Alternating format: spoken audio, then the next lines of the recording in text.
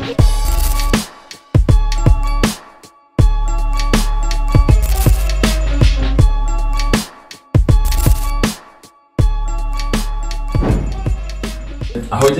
pri dnešnom livestreame som mnou je Martin. Ahoj Maťo. Servus. Ahoj. A dnes budeme vlastne kecať o výžive, o zdravom stravovaní sa, ako si vybrať zdravú stravu. Maťo schudol fakt, že veľa kýl, čiže o niečom o tom porozprávame, o tom, ako si vybrať zdravé jedlo, o živočíšnej strave, o pôste, o ako sa stravujeme, ty ako sa stravujeme. Áno, ako sme sa stretli, môžeme povedať. Áno, o tom všetkom. Tak ja sa volám Martin Morihladko. Nejakú dobu už pôsobím na sociálnych sieťach, možno niektorí má aj spoločných priateľov, máme určite veľa, čo Spiska je malá. No a ja sa venujem vlastne, pomáham ľuďom znižovať chronický zápal pomocou stravy, hej. Že sám som si tým prešiel, mal som nejakú dobu nadváhu, asi do takej... Koľko si vážil najviac? 103-105 kg. Koľko máš teraz? Vieš čo, ja už som sa asi možno rok nevážil, ale ja už to cítim, hej, Na pase? Na pase, že okolo tých 80, keď idem dole, viem, že už to mám toto tenšie, teraz mám trošku viac, na zimu som troška nabral.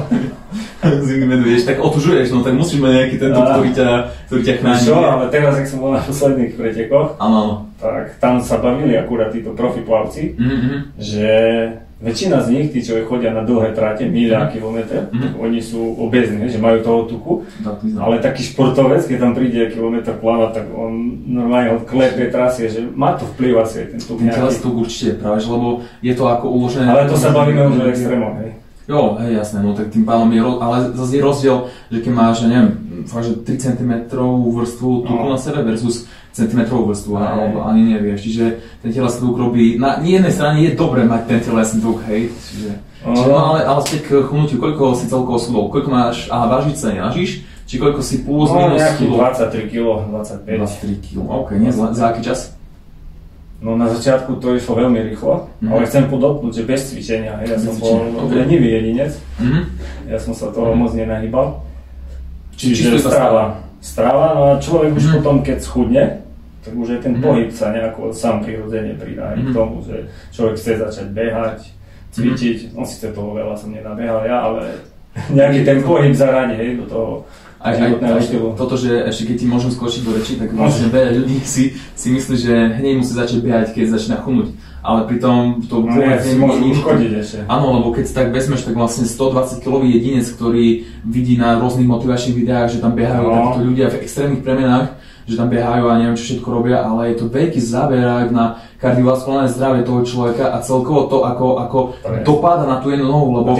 Tým to len znechutíš vlastne. Áno, lebo keď je niekto ITčkár a má 120 kg a zrazu začne behať, to asi nechcem ani predstaviť, že to za 2 minúty bude taký zadýchaný, že katastrofa, ale ten dopad na tú nohu, na tú bedru, na tie svaly, veľmi veľká záťaž a to strašne veľkú svalovku bude mať a je to skôr kontraproduktívne, čiže keď má niekto 120 kg, ja by som len krokoval na jeho mieste a riešil tú stravu. No vieš, aký je najprirodzenejší pohyb pre človeka? No chôdza, ne? Ja som myslel, že niečo. Ok, áno, samozrejme. Dobre, že si Pavel Belošec si povedal niečo iné. Dobre, že si povedal niečo iné. Tak bez toho by sme tu neboli, ne? Áno, jasné. Čiže, ale späť k tomu ešte, vlastne, čiže, a ako si sa stravoval vlastne, lebo veľa ľudí podľa mňa bude zaujímať, že si schudol 23 kg, keď si správne pamätám, ako stravu si mal, čo si jedol, čo si vylúčil a tak ďalej, keď vravíš, že si to zväčša schudol iba so stravou a nehýbal si sa až toľko. Klasicky išiel som pred 40-kou na nejakú preventívku. Áno. Ja neviem, možno po 5 alebo 10 rokoch. No a ide tam človek zdravý, hej? Áno, jasne. To tak býva. No a pán Morihladko, máte trošku nadváhu, troška brúško, hej? Tlak, cholesterol, alergie, to aj dnes, to som mal od detstva, jar, jeseň, to veľa ľudí. Tak mi boli predpísané lieky, no samozrejme od strachu na tlak, cholesterol. Na cholesterol ešte nie, ale na tlak, aj tepy som mal vysoké. Tak samozrejme vedľa ambulancie hneď lekáren, tam som behol do lekárni, prvú tabletku som si dal po ceste domov, no a doma som začal čítať tieto letáky. Príbalové. No, príbalové, čo si asi veľa ľudí nečíta. Áno. No a som si povedal, tak to asi nie, to nie je dobre dať čo na tom. tak taký smutný som sa vybral vonku na prechádzku s obsom a stretol ma kamarát. A išiel som okolo jeho domu, on vonku niečo robil pred domom. A mi hovorí, čo si taký smutný? A mu vravím, že boli mi predpísané lieky a už tu mám, hej, klasika po 40-ke, čo väčšina ľudí rieši, hej, tlak, cholesterol. On behol dovnútra, do domu, dal mi knihu do ruky. Ja ťa nebudem o ničom presviečať, nič ti vysvetľovať, tu máš knihu, si prečítaj. Bola tu kniha o paleostravovaní. No a viac mi netrebalo. Už to začalo. To bolo zo dňa na deň, že proste vylúčil som všetky tie sladké vody, sladené jogurty, hej, pečivo, cestoviny, čož áno, pomohlo mi to schudnúť, ale dneska už po tých rokoch viem, že úplne vylúčovať tieto potraviny nie je až také, hej, že dám si sem tam aj ten lepok, hej, ale snažím sa tie domáce produkty, alebo z domáceho zrna, keď niekto peče chleb kvaskový, tak ten si dám, hej, ale v obchode, že by ja som si vedome kúpil nejakú potravinu. Nekúpiš si Nutellu alebo niečo také? No čo si, vedome, nedám za to, ani zadarmo by som to nechcel, hej, nechám to v obchode. Ako hej, to je, čiže to mám tiež tak. 90% potravín ani do tých obchodiakov nepatrí. Áno, keď si tak vezmeš, no tak 20-30 rokov dozadu takéto potraviny neboli a ľudia boli štíhlejší ako sú teraz. Teraz je fakt, že sú tie potraviny, ale teda veľké reťazce nadopované rôznymi potravinami, proste rôzne druhy čipsov, rôzne druhy arašidov, orechov a tak ďalej. A ľudia priberajú len, vieš, čiže ale celkovo tá doba. Ale vieš čo, ja si myslím, že veľký problém je, že máme ľahký prístup k potrave bez energetického výdaja, vieš. No, teraz doma doba, no. Tu si posedíme hodinku, dve, po ceste si na pumpe kúpiš bagetu, kolu, alebo zajdeš do obchodu, večer pri telke to zješ, vieš, čiže ľahký prístup k potrave a nezdravie, hej, lebo... A nižší výdaj energie, vieš, lebo všetko máš tu raz, dva. Čiže podľa mňa, viem, že dobrú myšlienku si minule povedal, že vlastne teraz nemusíš ani bojovať o tú stravu, že... No kúpiš si ju. Rovno si ju kúpiš, ale obchod je si pána 200 metrov od teba, vieš, čiže... A ideš autom. vieš. Že by si nenesol ťažké. A zaparkuješ priamo pred vchodom, vieš. Čiže takto. No a späť k tvojmu príbehu vlastne, čiže si schudol, paleostrava, knižka, dal si potom, a za ako rýchlo si dal, alebo ako dlho trvalo dať 23 kg? 3 mesiace 10 kg dolu išlo a to bolo až moc rýchlo, hej, ja som sa v tom čase... 3 mesiace 10 kg, rýchlo.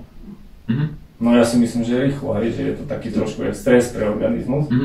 Ale ja to som vylúčil, to som išiel úplne paleo, hej, že ani zemiaky, ani rýžu, potom som už pridal k strave. Rýžu, zemiaky, ale samozrejme už ten pomer na tanieri bol iný, hej, že viac tých príloh, viac mäsa, viac zeleniny, menej tej rýži, hej.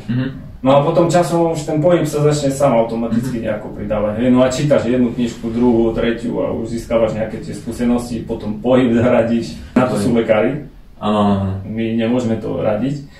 Ale nie každý si to tak dovolí, alebo tak riskne, lebo ja som fakt len jednu tabletku zjedol. Ja som potom tie lieky išli do koša. Čiže to bolo na moju vlastnú zodpovednosť, že som to tak riešil. To je ešte dobre spomenúť vlastne, že nie sme žiadni lekári alebo odborníci, čo sa týka zdravotníctva alebo tejto sféry.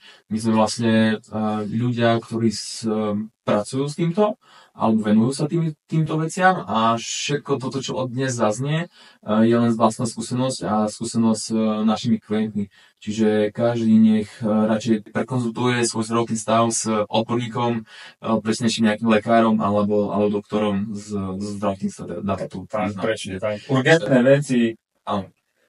Ako sa stravuješ? Alebo inak mi povedz to, čo sa hovorím často klientov, čo si dnes jedol? Dneska? Dnes si čo si jedol? Všetko. Tým, že idem fasting, začal som až na obed.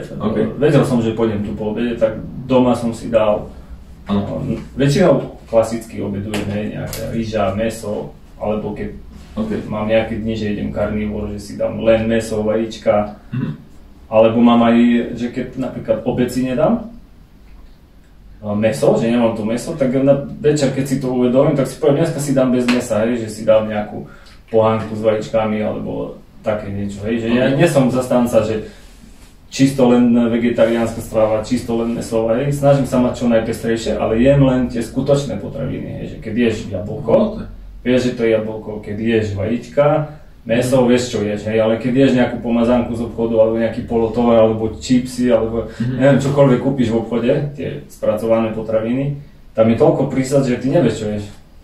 Dá to význam, pretože aj to som minule preberal s klientom, že lebo som ma pýtal, že Juraj, odkedy držím tú stravu, tak chodím menej často na záchod, ako na venku. A že ok, tak Jozef dá to význam, pretože vylúčil si pečivo, vylúčil si cestoviny a tieto hlavné potraviny, keď poviem len tieto dve, tak vlastne tie tvoria najväčší odpad v tele, ako myslím, že čo sa týka stolice. Čiže toto je najväčší odpad. A ako náhle máš plnohodnotné potraviny ako mäso, vajcia, syry, ryby, mliečne výrobky, ovocie, maslo, niekedy nejakú zeleninu, maslo, med a tak ďalej, niekedy nejakú zeleninu a ovocie, tak zrazu pocítiš, že nepotrebuješ ísť každý deň na veľkú, alebo ako teraz, aby som nepreháňal, čiže niekedy potrebuješ ísť menej krát, keď je na veľkú, vlastne keď je v deficite. Čiže to je známka zdravého trávenia, že nechodíš 10 krát na záchod za deň. Ani to, že dáme tomu grgáš a prdíš, zdravie si tvrdíš, také porekadlo u nás na Slovensku. Z časti je to pravda, z časti nie, pretože po jedle, keď zješ nejaké jedlo, misku jedla, a dáme tomu máš mäso s nejakým maslom, nejaká zelenina k tomu a hneď na to sa ti grga, alebo proste ide to druhým smerom, že prdíš, nie je to známka stále zdravého stravenia, vieš.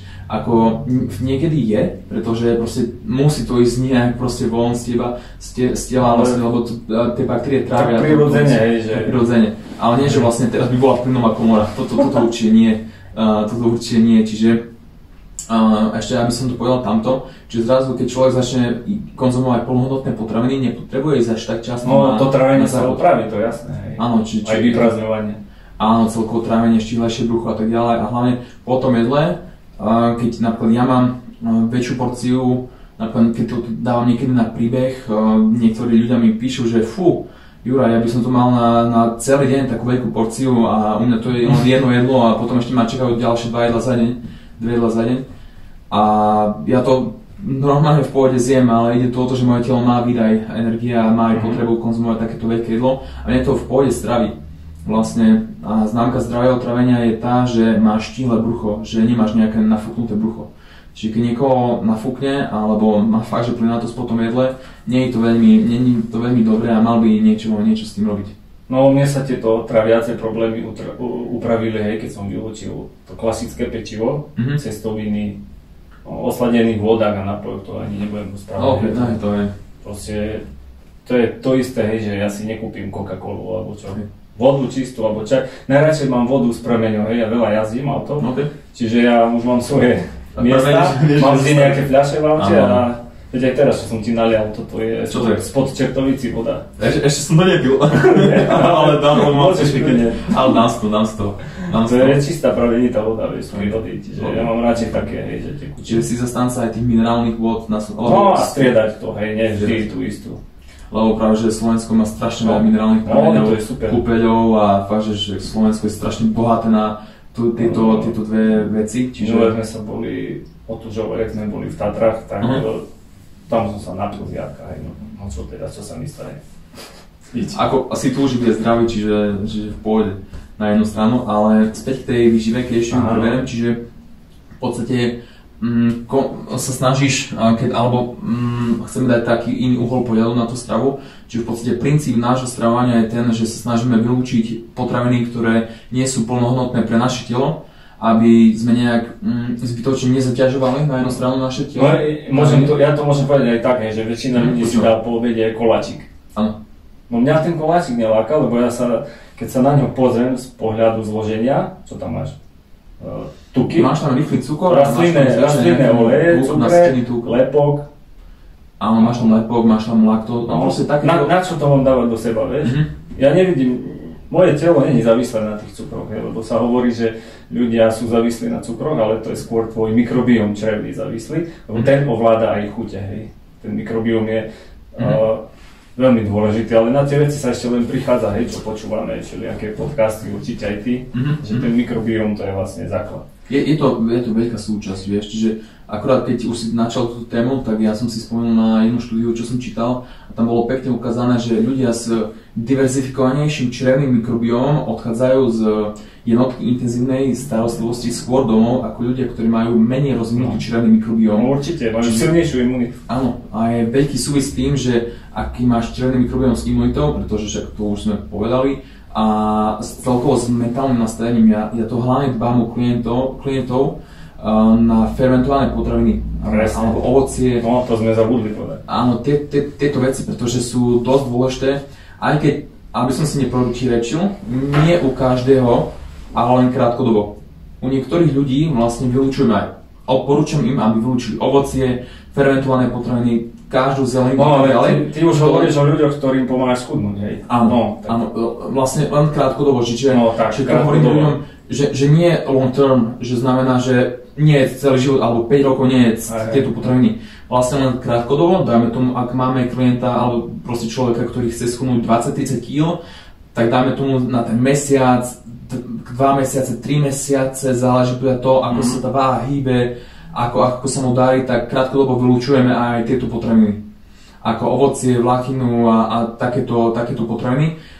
Za účelom redukovania kalórií, aby rýchlejšie spaľoval ten telesný tuk, čiže za účelom vyššieho kalorického výdaju.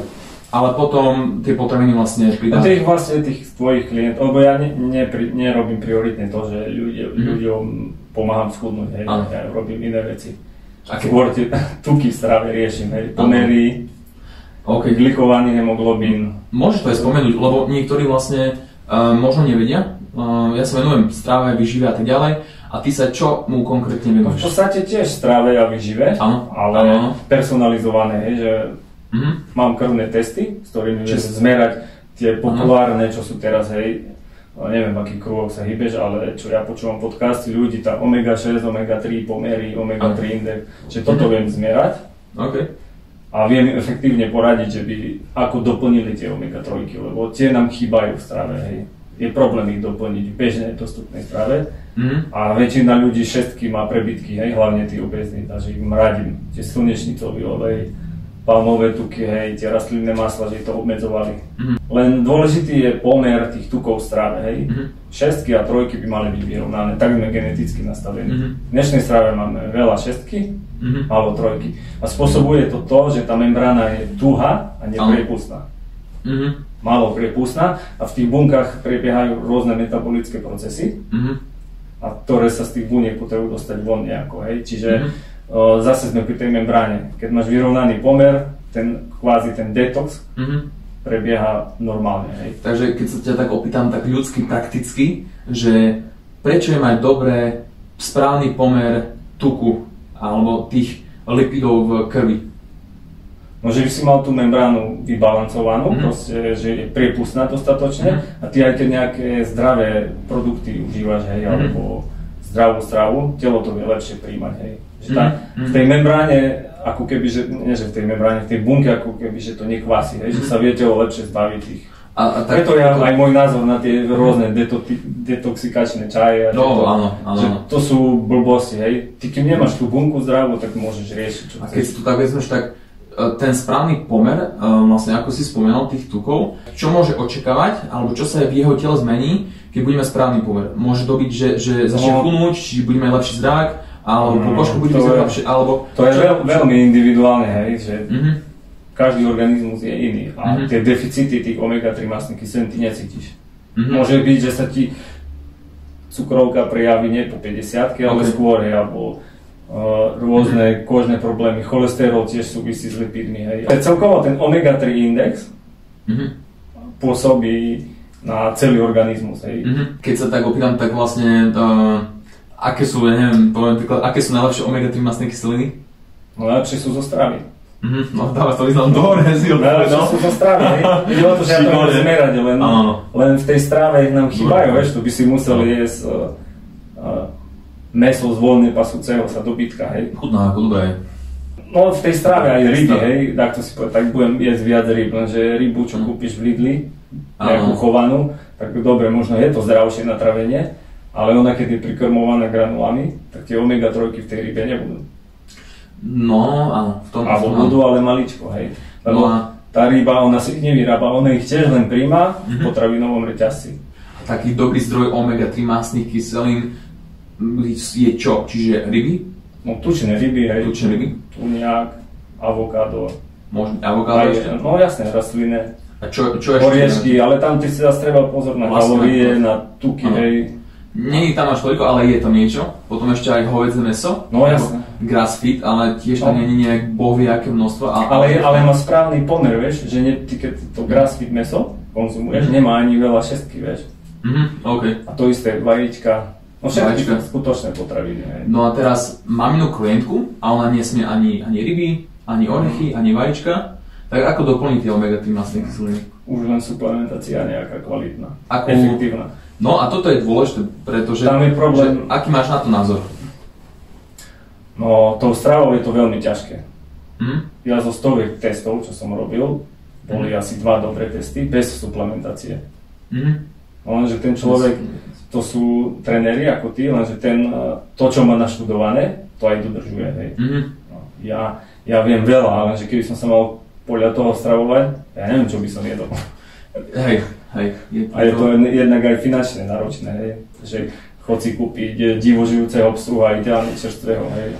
No, nejaké bivola, alebo lososa, hej, no a mäso, to sú drahé produkty, čiže potom je ešte tá vlastnejšia možnosť, je suplementácia. Len tam treba dávať pozor na oxidáciu tukov, lebo to je tiež ďalší problém. No až taká otázka, že čo preferuješ pri tej suplementácii mať tekutý ryby olej alebo v kapsulách? No napríklad, jak si vravel, že niekto nemôže ryby alebo má alergie, tak sú aj kapsulové formy, aj olej. Olej sa zase lepšie dávkuje. Takže aj tá suplementácia by mala byť, iné množstvo omegy potrebuje 20 kg dieťa a 120 kg kulturista. Hej. No, kulturista olej ti nebude chcieť piť, lebo to má tuky, kalórie, moc z kapsul. No, vieš. Aj cholesterol. No jasné. Sú možnosti, len ja to už riešim individuálne. Jo, pretože ešte prečo vlastne hovoríme o tom rybom oleji, pretože rybý olej má najviac omega-3 mastných kyselín, čiže preto vlastne je to extrakt vlastne, a vlastne pretože kvôli tomu omega-3 mastným kyselinám, čiže preto rybý olej a napríklad nič nemá toľko omega-3 mastných kyselín než rybý olej. Napríklad ja, keby si sa ma opýtal, že čo ja som dnes jedol, tak vlastne ja som tiež zastanca tej živočíšnej stravy skrz aj ovocia a aj takých potravín, ktoré sú dôležité, ktoré ti dajú energiu. Takže ja som napríklad dnes, keď niekoho zaujíma moja strava, tak vlastne ja som dnes jedol proste vajíčka na masle.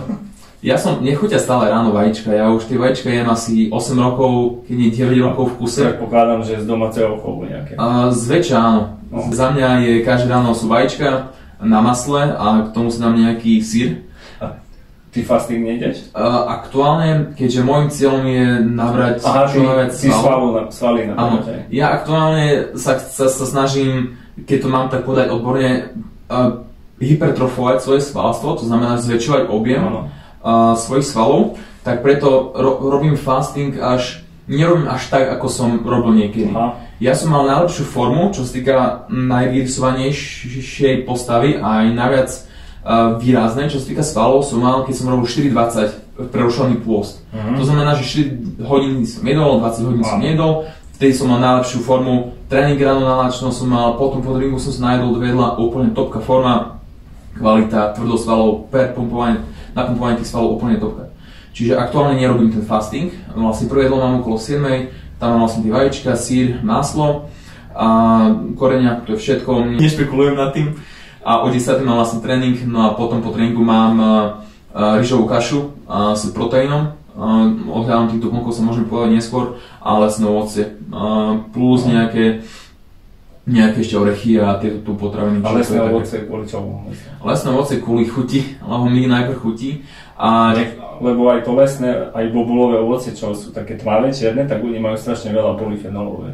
To sú tiež dôležité látky. Jo. Vlastne... Ja som myslel, že kvôli tomu, cieľene. Aj áno, ale aj kvôli chuti, kvôli obsahu živín, teda kalórií, makroživín a kvôli mikroživinám, čiže antioxidanty, presne takto, ako to spomínaš. Čiže, ale prioritným cieľom je, že mi to chutí, hej, ale plus bonus k tomu toto tu. No a potom je samozrejme... Ale počkaj, ťa preruším, zase sme pri tom, že ješ skutočné potraviny, hej. Áno, jem preto, aby som žil, nie žijem preto, aby som jedol. Tak, presne. Myslím, že to je dobre povedané.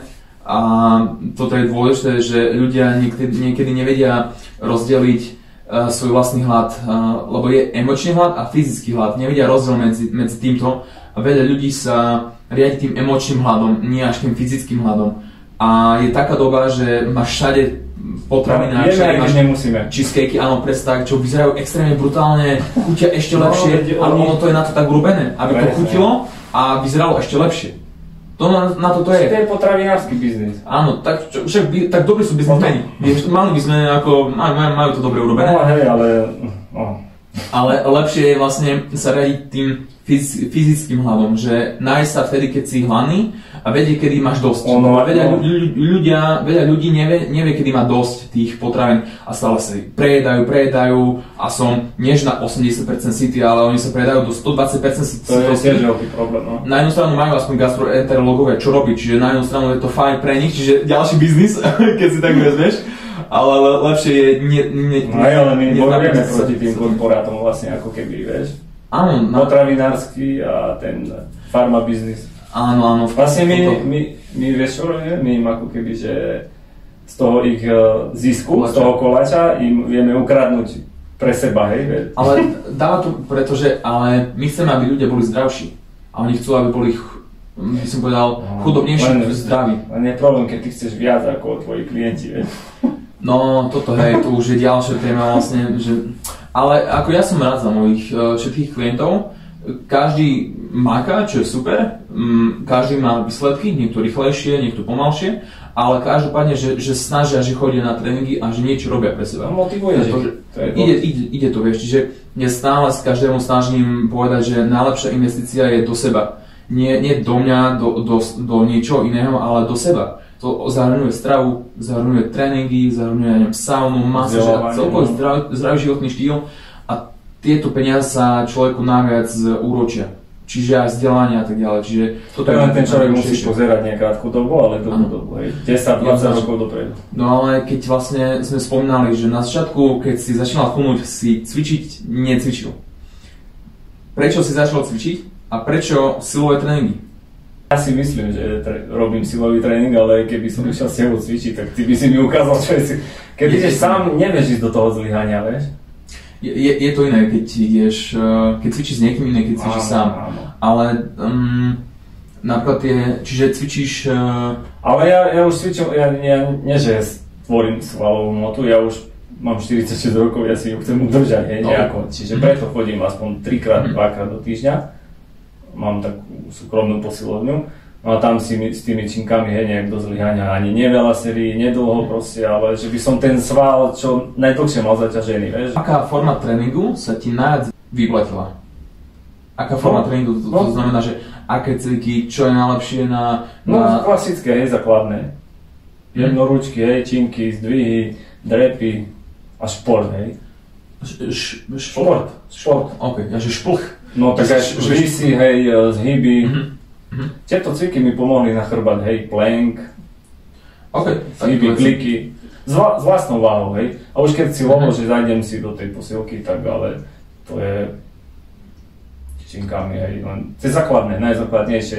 Ty už vlastne, keď si vieš, že chceš rysovať tento sval, tak už máš na to cviky, ale na to udržanie sval úplne základné stačí tam. Máš základné komplexné cviky, vieš, čiže to je také základné. Ja nie som ani nejaký svalovec, Ja videl som ľudí, čo po 50-ke začali cvičiť a vymakali sa, čiže dá sa to, len... Ja mám klientky, ktoré majú 63 rokov a začala som makať. Ale veď ja tiež poznám, tiež mám kolegyne a to silové cvičenie je veľmi dôležité, aj po 60-ke. Určite. Človek už keď sa prestane hýbať, už to ide dole vodou. Práve, že ľudia v takom veku by sa mali hýbať. Mali by sa hýbať. Nehovorím, že by sa mali... Akokoľvek. Áno, že by mali púčiť sa s činkami alebo niečo také. Ale aby niečo robili pre seba, pre svoje zdravie a hlavne v takom veku je... Aspoň ja som v odzovke mladý fagan oproti starším ľuďom, čiže ja mám pred nimi rešpekt, ale keď tak logicky rozmýšľam, tak 20-ročné telo páli, funguje a metabolizmus úplne nejak inak funguje. Nie je až tak spomalený, ale je zrýchlený, dá sa povedať, než u 50-60 ročného človeka. A hlavne ide o tú kvalitu života, pretože človek, ktorý dajme tomu má 60 rokov a nič nerobí, on môže mať riedšie kosti. To znamená, a teraz je tu veľmi často ako osteoporóza, prichádza sarkopenia a rôzne takéto ťažkosti. Počúval teraz, ťa preruším, prepáč, taký podcast, že v tých hlavných kostiach, v stehenných, že tam sú nejaké receptory a ty, keď ich fyzicky zaťažuješ, že tam sa tvoria biele krvinky, že tá imunita sa posilňuje, hej, len nesmieš, musíš proste ich fyzicky zaťažovať.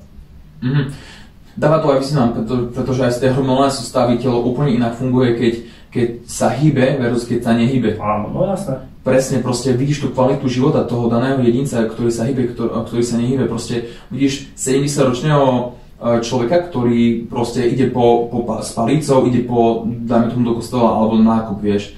Tak porozvieš, no, tak má už niečo odžité a tak ďalej a pomôže mu keby náhodou. Ale on má inú kvalitu života ako 70-ročný človek, ktorý ide, dáme tomu na záradku pokosiť, hej, s tou kosou, alebo ide do fitka, alebo na bajk, zaplávací, niečo takéto, proste toto je môj cieľ, vieš.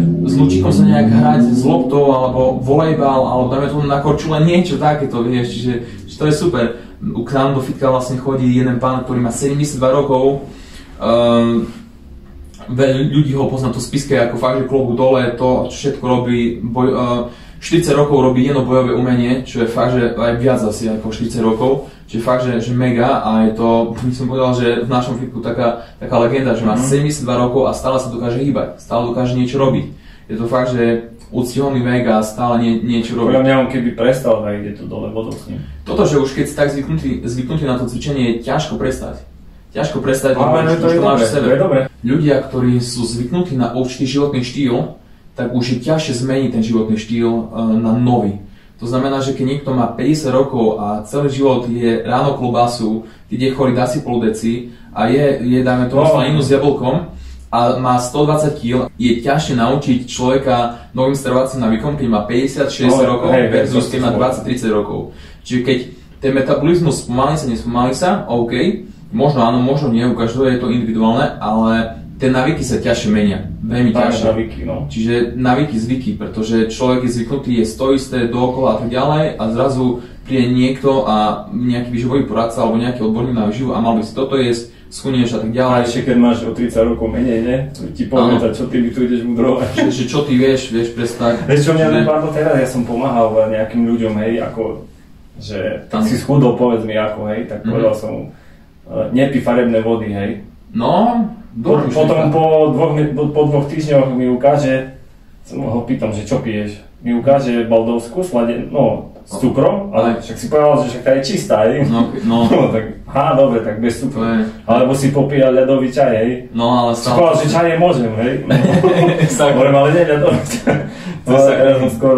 To ľudia vymyslia hocičo, len že by sa dostali k tomu cukru, hej. To je pravda, ale a tam môžeme rovno rozviesť vlastne fyzicky a emočný hlad. Čo najviac podľa mňa z mojej skúsenosti pomôže najviac ľuďom. A to je to, že nekúpiť to. Nekúpiť to? Určite. Čo doma nemáš, to nezješ. Áno, jednoznačne, alebo keď to daruješ, tak pošli ďalej, čiže niečo tomu podobné. Ale také najjednoduchšie pravidlo je, dajme tomu, keď človek už nechce veľmi riešiť tú stravu a chce si dať aj to dobré, to chutné a aj to ako v úvodzovkách nechutné, ako nezdravé, inak povedané, tak čo mu vtedy pomôže? Ja odporúčam tým ľuďom určitú dobu z dňa jesť, určitú dobu z dňa nejesť. To znamená tzv. Prerušený pôst. Ty si v tom odborník, alebo majster. Odborník. Povedz niečo o tom. Tak ja ten prerušovaný pôst už vlastne 3. rok idem. Nedržím ho, idem 16-8, hej, že mám 8-hodinové okno počas dňa, cez ktoré jem. Plus minus hodinu mi to lieta, hej. Čiže ja napríklad začínam príjmať potravu okolo obedu a končím o 20. Samozrejme, keď som hladný, nebudem si robiť psychicky zle, hej, že už potrebujem o 10. dať čo zjesť, alebo tak si dám o 10. Ale niekedy začnem o 2. obed, hej, že mám tých 18 hodín.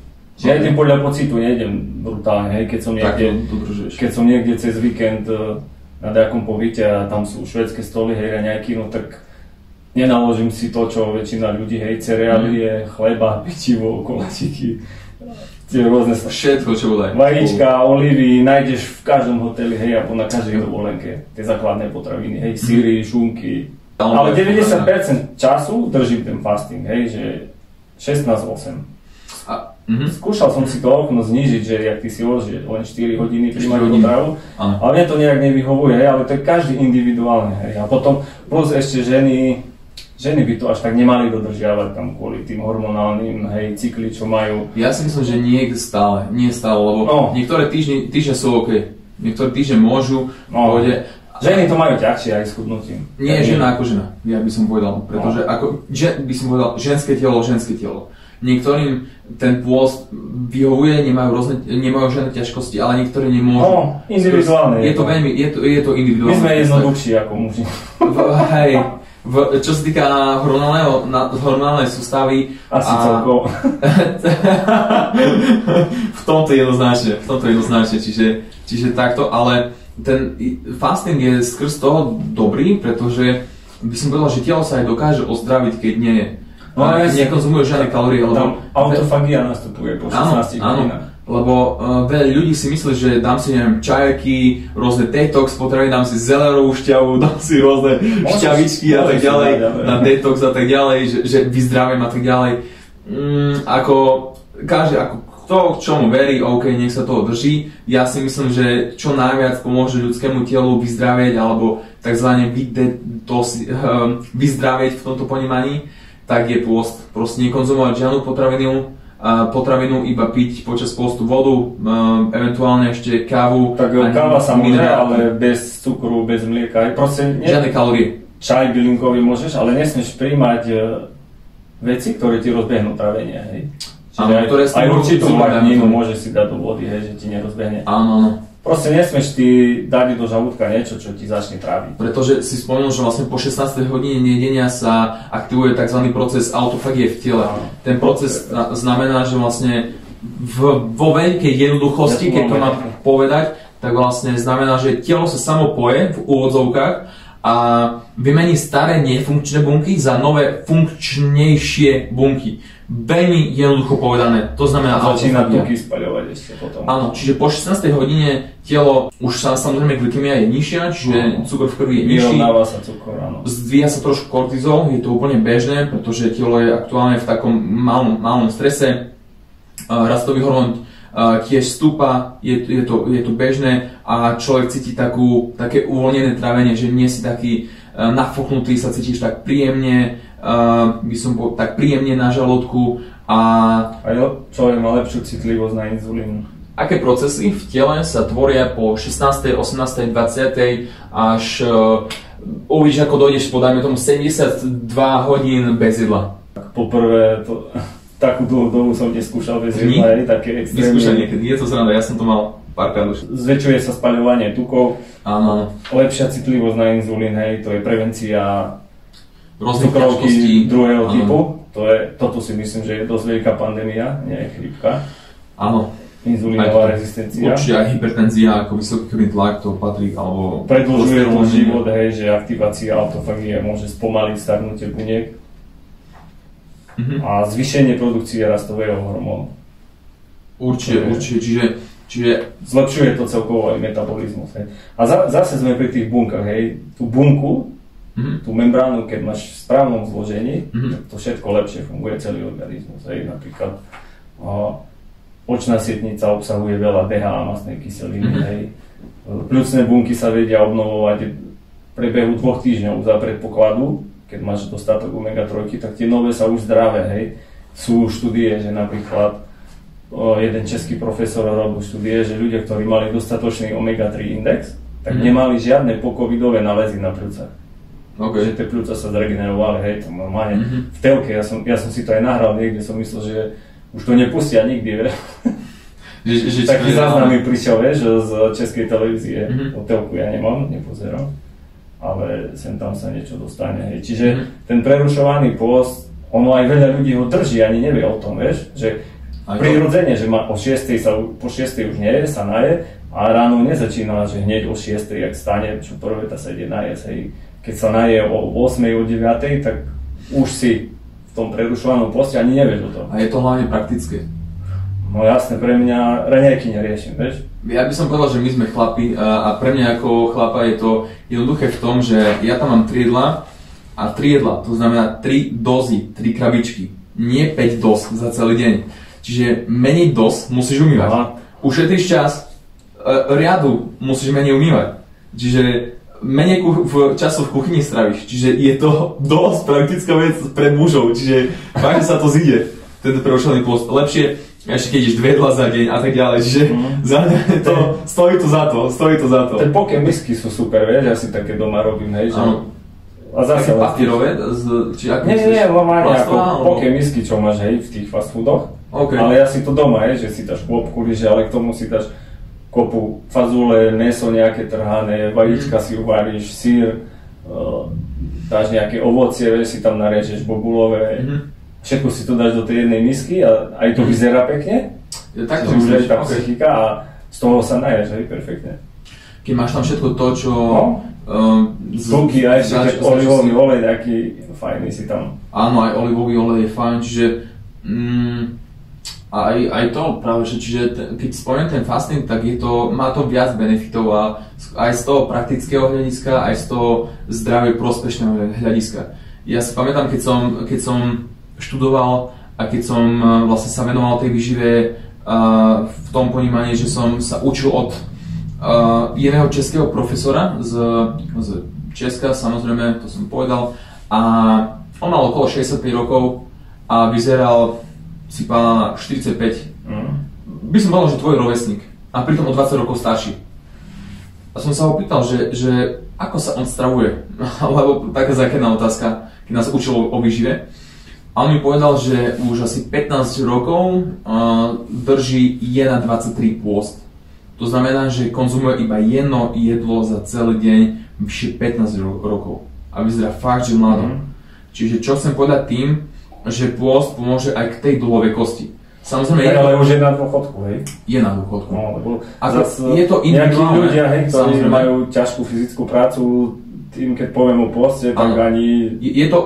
Rozumiem, je to profesor, je úplne iný životný štýl má ako nejaký chlap na... Preto to je individuálne. A tak ďalej.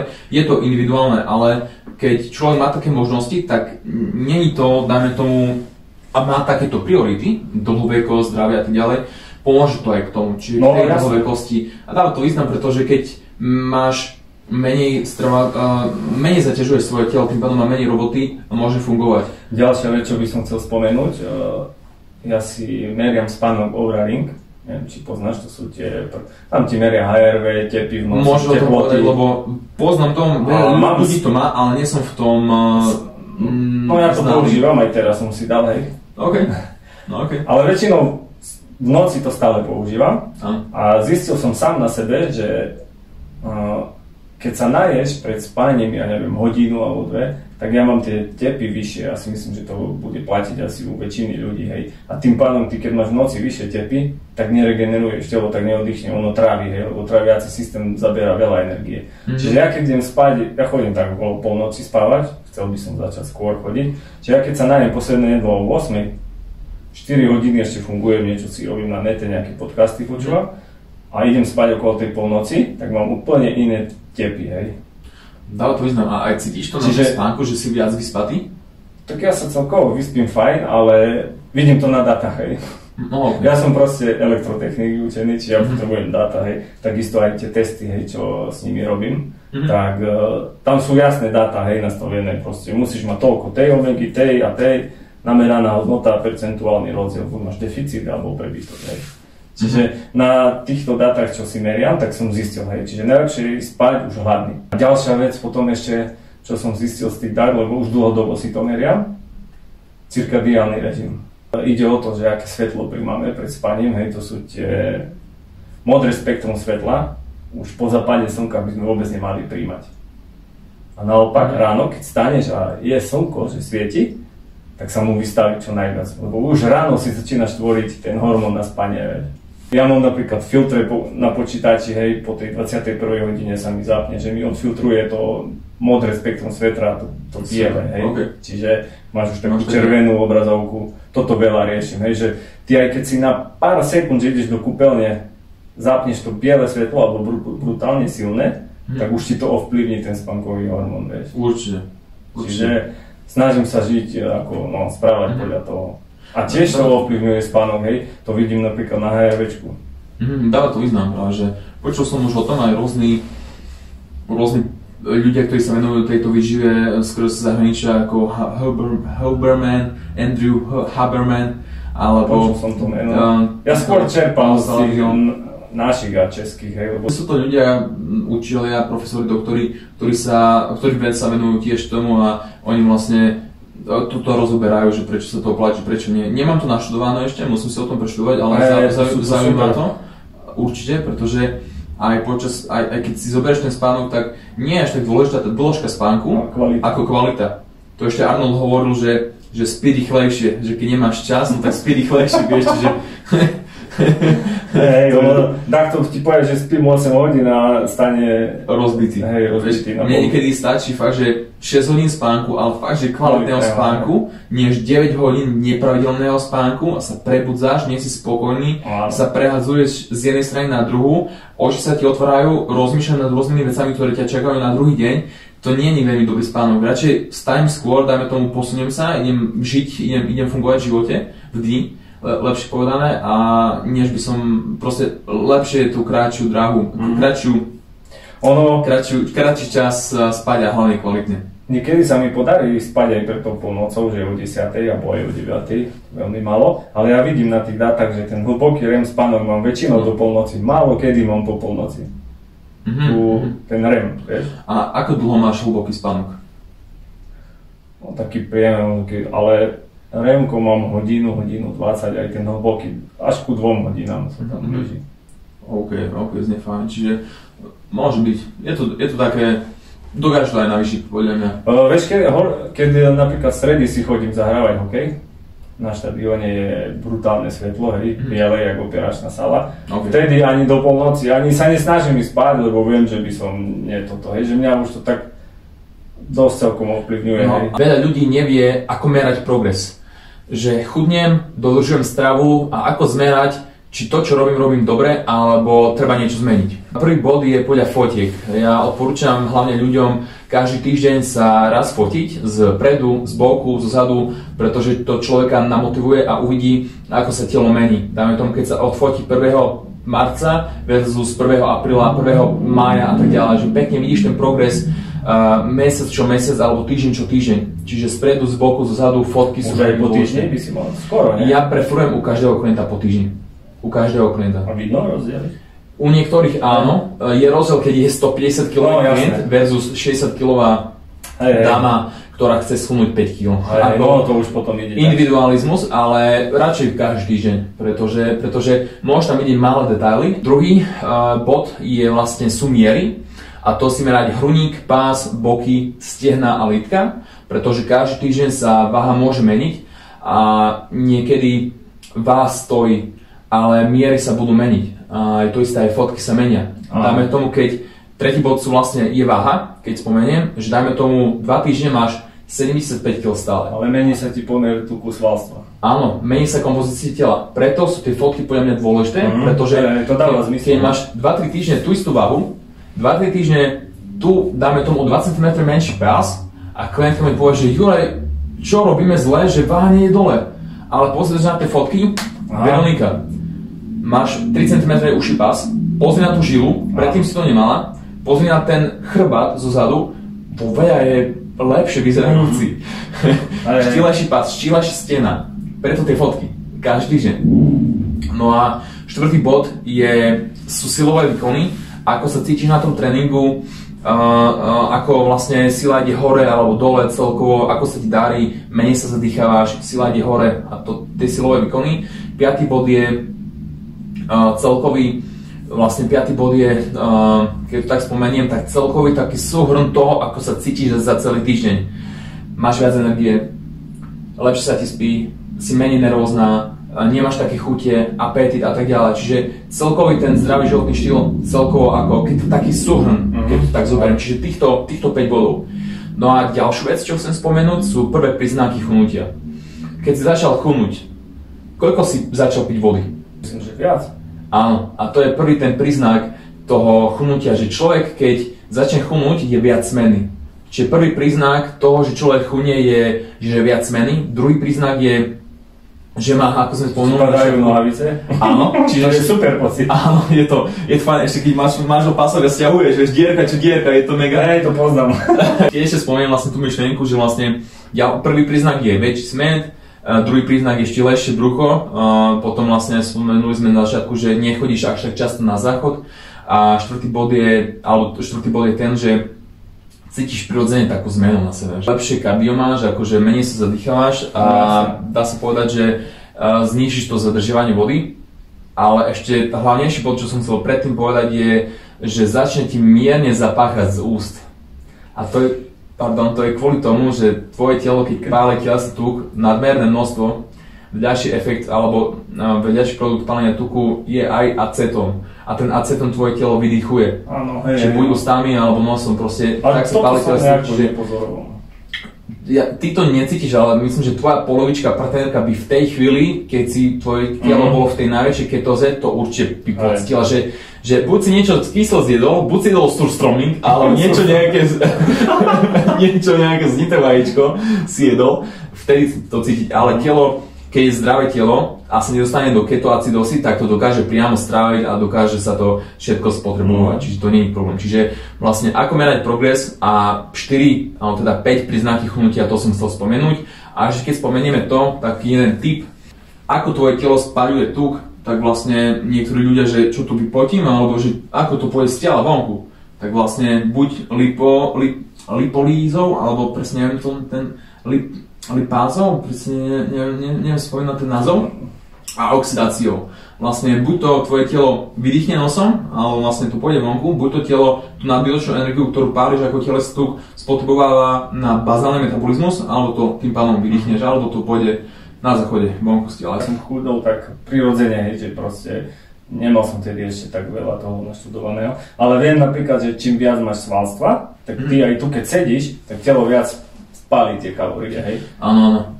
Čiže aj tie svaly sú z toho hľadiska dôležité, že ti držia tú kostru pokope, hej, ty keď spadneš alebo máš nejaké zranenie, nezlomí si tak skoro tú kosť, alebo nevyklubíš koleno, keď máš to svalstvo, šľachy viac pevnené, hej. Dáva to význam. Čiže aj tí starší ľudia, hej, keď oni už stracajú veľa svalstva, spadne, hej, zlomí si nohu, alebo čo, už on sa ťažko dostávajú z toho, hej. Už ležia, nehybu sa a to má vplyv na ďalšie veci. Čiže aj preto je môj cieľ, hej, si to svalstvo udržiavať, že ten pohyb, kým budem vládať, ja proste pôjdem stále, hej. Tá sila ťa bude držať pri živote celkovo. No. Aký je dlhodobo udržateľný spôsob stravovania sa? Podľa teba? No taký, ktorý ti vyhovuje, hej. Že proste, ty keď niekomu nastavíš nejakú dietu, áno. On ju síce vydrží možno mesiac, 2, aj 3, keď je nejako extra motivovaný. Ale raz to padne a pustí sa a priberie naspäť, hej, že proste tých ľudí treba naučiť, hej, ako jesť. Alebo respektíve čo nejesť a jesť len tie základné, že len, ale základné, hej, potraviny, ktoré vieš, čo konzumuje. Aké potraviny napríklad, keď môžeš tak v krátkosti, taký krátky zoznam spomenúť? Maslo, rýža, zemiaky, ovocie, zelenina, mäso, vajíčka, syry. Takéto základné. Šunky. Reálne potraviny. Reálne konzervy, vývary z ultraspracované potraviny a takto. No to nie, na čo? Na čo to máš jesť? Áno. Vieš napríklad pribínaček, vieš, jaký máme hek na pribínaček? Už teraz môžem. Neviem. Zoberiem skyr, kakao, ale kakao, nie gránko. Čiže do skyru si dám kakao a ešte keď chcem, že to bolo sladké, tak si dám lyžicu medu, hej. Zmiešaš a máš taký pribínaček. Sú 80%, čo nazývajú jogurt, ľudia, to nie je jogurt, však to je sušina dajaká. Activia, proste známa značka, vyrábajú rôzne Activia vlastne na štýle pás, trávenie, biely jogurt a tak ďalej. Dristy. Áno, a je to proste jogurt, ktorý každá mamka, alebo teda mamička na materskej proste žena ráda si kúpi a tak ďalej. Ale vieš prečo? No to vidia v telke. Vieš, ale vidia tam štíhly pás, že štíhle brucho, vieš. No, a že aj marketing. Ale počúvaj, Martin, keby si sa pozrel na to zloženie. Nie, ani nemusím na aktivitu. Ja som normálne pozeral, že Kriste, ja som si to zobral, lebo doma sme to mali, vieš, tak proste to tam našlo sa. No a zase sme pri tom, čo nemáš doma, nezješ. Áno, no. A pozerám, že tak dám si aktiviu, nie? Ale ja ako proste sa tomu venujem, tak pozriem, že makronutrienty, to sú bielkoviny, sacharidy, tuky. Pozriem, že 10 gramov cukru. Čo? No. Pozriem, že 3 gramy sacharidov, že 1 gram tuku, že to čo je toto?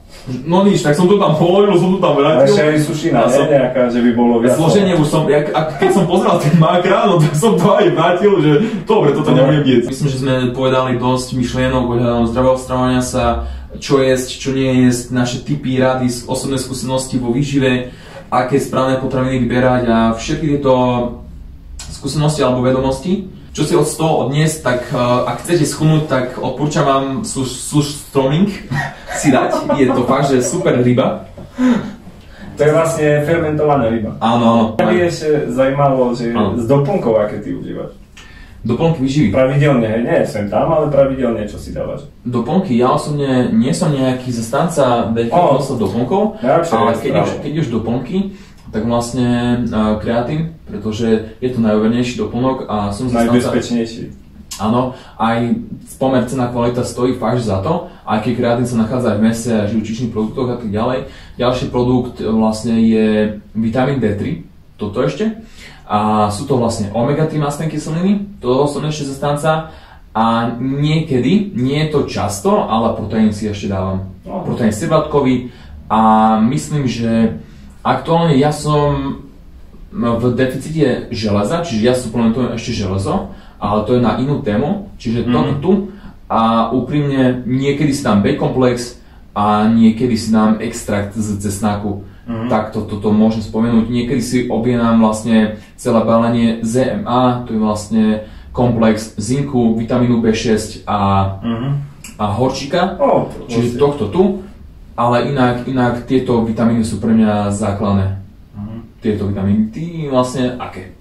V podstate skoro to isté. Každý deň, čo si dávam kreatín, vlákninu, dobre, zložkovú. OK. U tej máme tiež celkom málo v strave. Vitamín D3 každý deň a ryby olej samozrejme, čiže 4 veci. Ináč ostatné veci. Proteín, keď mám nejaký, alebo sem tam idem asi kúpim, ale veľmi málo. Hlavne ono treba aj merať účinnosť tých, vieš, keď sa dá testami. Dčko napríklad mne teraz vyšlo úplne v strede tej referenčnej hodnoty, hej. Tak to máš tým pádom v pôde. No, Dčko, Omega-3 index, to je tiež základná vec, čo si dáva merať. Čiže ďakujem ešte raz, Maťo, za takúto možnosť, aj za priestory. Takže cut.